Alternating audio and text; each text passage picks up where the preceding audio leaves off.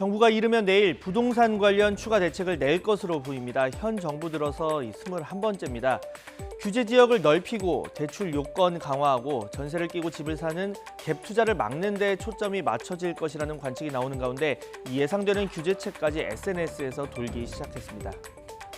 자, 먼저 이 대책이 나오게 된 배경부터 보겠습니다. 지금 코로나로 경제가 어렵죠. 그러다 보니까 정부는 돈이 시중에 더 돌도록 기준금리를 낮췄습니다. 예금 이자와 대출 이자가 그만큼 낮아졌습니다.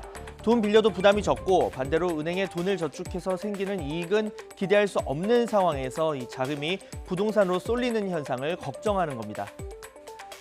북한과의 접경 지역을 제외한 경기 지역 대부분을 이 규제 지역으로 묶는 방안이 먼저 거론되고 있습니다. 서울이 규제 지역으로 묶이면서 주변 지역으로 집값 상승이 이어지는 풍선 효과를 막기 위해서인데요.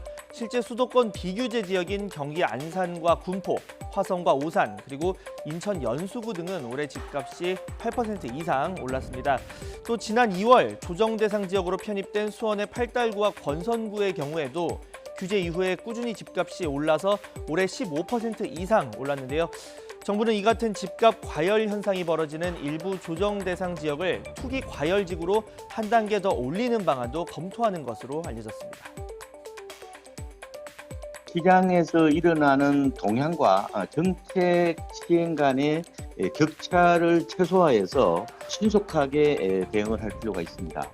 규제 예고 지역을 도입을 해서 시장이 불안하면은 언제든지 규제를 할 수 있다는 신호를 분명하게 보내서 투기적 수요를 차단할 필요가 있습니다.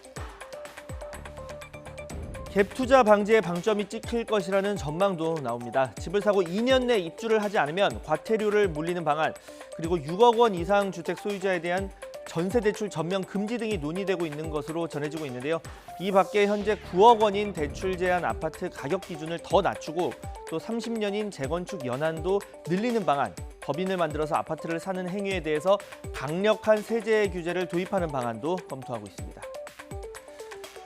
네, 과연 이번에는 효과가 있을까요? 이 부동산 대책이 장기적인 실효성을 가지려면 갈 곳을 잃은 막대한 자금이 투자처를 찾지 못하는 문제와 함께 또 실수요가 있는 지역에 충분한 공급 대책이 따라줘야 한다는 지적도 나오고 있습니다.